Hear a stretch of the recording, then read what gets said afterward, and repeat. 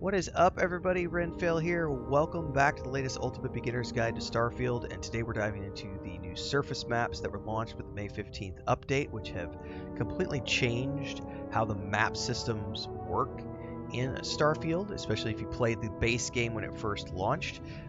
The most dramatic change that we see visually is we now have this 3D map which shows the assets, the POIs, everything else. We're currently on a planet. We can zoom out, we can zoom in, and we're going to go to New Atlantis here in a little bit in the video so you can see what it looks like when we're in a bustling city. But I wanted to start off on a planet because one of the most important changes to the game that has happened from a map perspective takes place on these planets. So if you remember how the game originally launched, and a lot of people criticized this, you were given this square grid. As soon as you would land, it would generate this grid for you, and what would happen is you would explore this grid, and then once you explored this grid, if you got to the edge of a grid, it would stop you from going any further, and you would need to go back to your ship, take off, land somewhere different on the planet, and it would generate a new grid for you to explore. And so some people had criticized and said, hey, it's not generating the whole planet. We want it to generate the whole planet. We don't like the way this works. And even though it was a very massive space, it does take quite a bit to explore this whole grid and get across this whole grid. It no longer functions like that. It now has procedurally generated everything. And what it does is it just shows you a grid, but the grid moves with you. What do I mean by that? Well, if you look at where we're at right now on the map, if I can scroll in here on this section, this is where my ship is at. This is the landing pad that we're at for this particular area. And if we zoom out, we're going to notice that that is in the direct center of the location. Now, just like with other planets and areas of interest, if you see something that is on the map that you want to go explore, you would point yourself in that direction, open up your scanner and say, you know, I want to scan that object. What is it? Well, it's a military encampment. It gives me a POI. I'm going to run in that direction until I get there. If you remember, the white filled in dots are ones you can fast travel to, and the ones that are black are ones you haven't visited, like that one over there. And to bring that up in a little bit more of a different view, you could look at it on the surface map as this little point over here that we're going to. Now, what I want to point out is that once you've unlocked these, you can fast travel to them. But remember, center point is what we were talking about. This is the current center of this grid.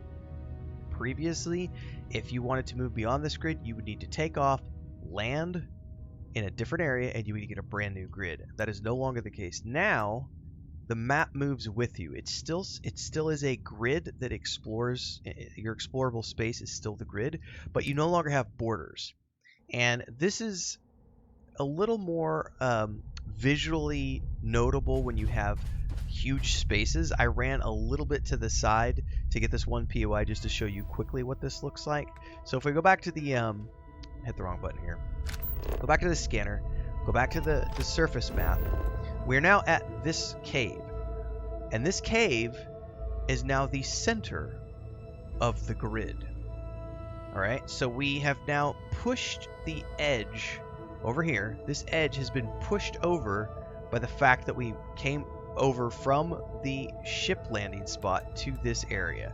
So it's no longer just the grid that you're exploring. You're exploring the whole planet. It's just you're visually seeing just the grid when you're looking at the map like this. Now, I'm going to go over here and explore this POI. So mark the location of that POI right there. This one right down here that we haven't explored yet. The structure, it just says. We're going to go down to that structure, and you're going to see that structure become the middle of the explorable grid. We're going to cut forward to that because I got to go across a lot of dead space, and that would be boring to people. So we're going to open this up, and we're going to head in this direction. Alright, we have now uncovered this military encampment, which was what the POI was that we were going towards. We're going to ignore these guys for now. Because what I wanted to show you, we're going to open up the map. So there's my ship way off in the distance. And you remember when we first started this map, that ship was the center of that square grid. But now when we bring up the map, I am now centered on this location, the military encampment. And so we can scroll in and check out what that looks like, or we can scroll out and realize we are now in the center of this grid. So the grid now moves with you, which means the whole planet's surface is procedurally generated.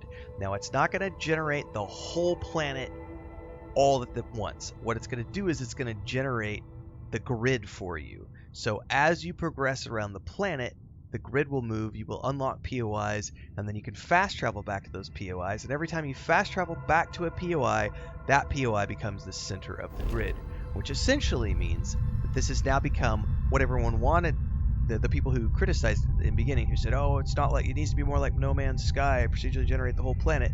It now does that, just in a different way. So if we wanted to, again, we would need to just pick a direction.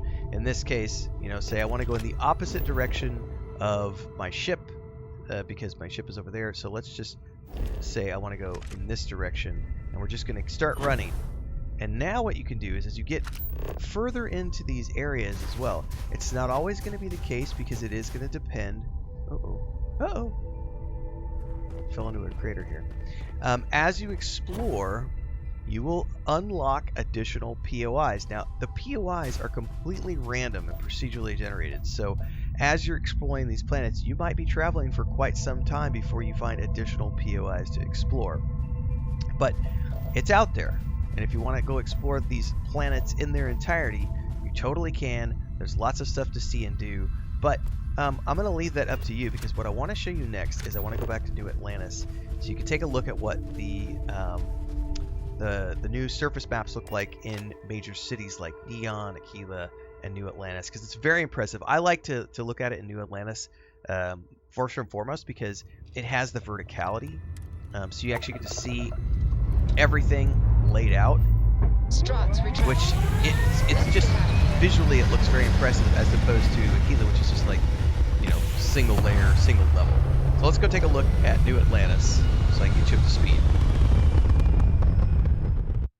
Quick commercial break, everyone, to celebrate and give thanks to all of these amazing people who keep me on the air full time. Really appreciate the support.